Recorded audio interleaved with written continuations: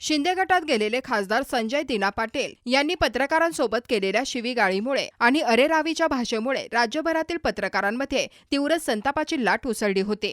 अनेक पत्रकारांनी त्यांच्या पत्रकार परिषदांवर बहिष्कारही टाकला। वाढत्या विरोधानंतर आता संजय दिना पाटील यांनी माध्यमांसमोर येत माफी मागितली आहे।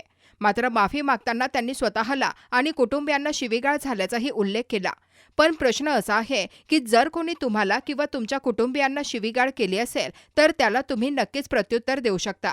मात्र पत्रकारांनी तुमचं काय वाकडं केलं होतं? पत्रकार तर केवळ आपले कर्तव्य बजावत प्रश्न विचारत होते आणि त्यामुळेच पत्रकारांशी अशा पद्धतीने वागणं कुणालाही मान्य होणार नाही।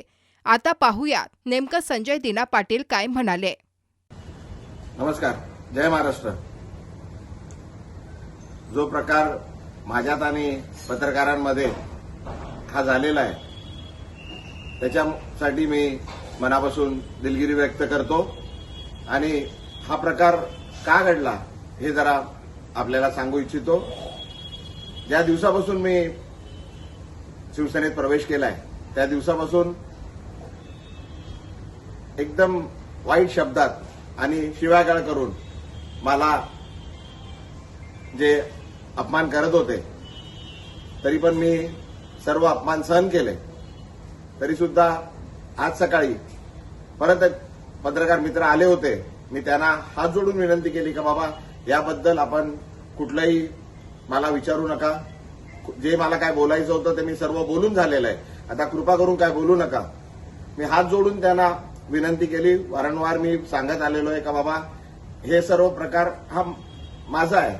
मला आपण जे शिव्या देतात आहे ठीक आहे, पण माझ्या परिवाराला, माझ्या मुलीला, माझ्या पत्नीला, माझ्या वडिलांना, माझ्या परिवाराला आपण जे वाईट बोलताय, शिव्या देतात आहे त्यापासून त्यांना जरा लांब ठेवा असं मी त्यांना वारंवार विनंती करत आलोय।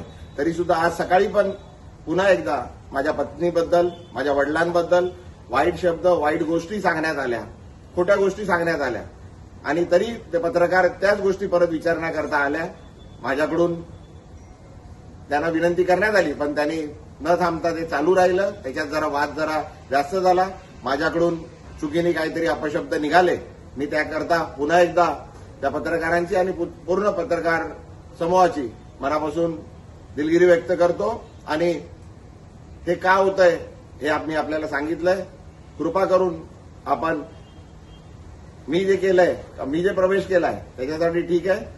माझ्या परिवाराला, माझ्या मुलीला, माझ्या परिवाराला, माझ्या पत्नीला, माझ्या वडिलांना जे हयात नाहीये, माझ्या आईना आणि माझ्या पूर्ण परिवाराला याच्यापासून जरा लांब ठेवा अशी आपल्याला विनंती करतो। धन्यवाद। जय हिंद, जय महाराष्ट्र। तुम्ही पाहत आहात विस्टा न्यूज मराठी।